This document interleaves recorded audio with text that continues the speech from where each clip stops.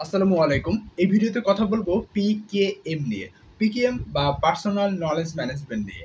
দেখুন, personal knowledge management হচ্ছে একান্তই আপনার ব্যক্তিগত যে সকল তথ্য আছে বা যে সকল জ্ঞান আছে সেই জ্ঞানগুলোকে আপনি কিভাবে ব্যবহার করছেন বা কিভাবে সেগুলো সংরক্ষণ করে রাখছেন। সাধারণত আমরা কোনো কিছু মনে রাখার জন্য আমাদের মস্তিষ্কের উপরে চাপ প্রয়োগ করি বা মস্তিষ্ককে ব্যবহার করি এবং বিভিন্ন তথ্য আমরা সেখানে সংগ্রহ করে রাখি। দেখুন, আমার প্রতিদিন ভিডিও আপলোড করতে হবে।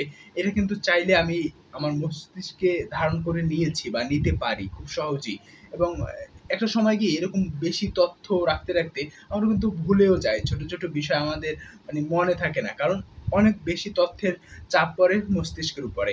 জানি না এটা কতটা দীর্ঘমেয়াদী হতে পারে মানুষের জন্য।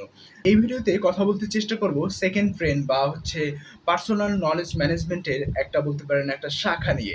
সেকেন্ড ব্রেইন এই কনসেপ্টটা এভাবে কাজ করে যে আপনি কিভাবে নোটস রাখেন বা এখন বর্তমানে ডিজিটালি বিভিন্ন টেকিং অ্যাপস আছে বা ক্লাউড স্টোরেজ আছে বা বিভিন্ন ধরনের সুযোগ সুবিধা আপনাকে করে দিচ্ছে ডিজিটাল, এবং ডিজিটাল এই পদ্ধতিগুলো আপনি ব্যবহার করে আপনি একটা ব্রেইন সেখানে তৈরি করতে পারেন। যেমনভাবে আমরা কোনো কিছু নোটস করে রাখি। আমরা বিভিন্ন ছোটখাটো বিষয় যেগুলো আমরা মনে না রেখে আমরা ডায়েরিতে নোটস করি, এবং নোটস করার ফলে হয় কি এরকম বিভিন্ন ছোটখাটো নোট করে আমরা লিখে রাখি, এবং সেখানে লিখে রাখা হয় কি ওটা যখন আমরা বারবার দেখি, চর্চা করি, তখন আমাদের মনে ওটা থেকে যায় বা ওটা দীর্ঘমেয়াদী হয়ে থাকে। ওই চিন্তা ভাবনাগুলো একটু দীর্ঘমেয়াদী হয়। বা আমরা বিভিন্ন হোয়াইট বোর্ড আছে সেগুলো আমরা বড় করে এখানে মার্কার দিয়ে লিখে রাখতে পারি আমার এই দিনে এই কাজ আছে। আমার আজকে এই কয়টা একটা ভিডিও তৈরি করতে হবে। এই যে লেখাগুলো আমরা যখন লিখে রাখি তখন আমাদের কিন্তু দ্বিতীয় ব্রেইনের কাজ করে এই বোর্ড বা এই নোটপ্যাড বা ডিজিটালি যে অপশনগুলো আছে এগুলো।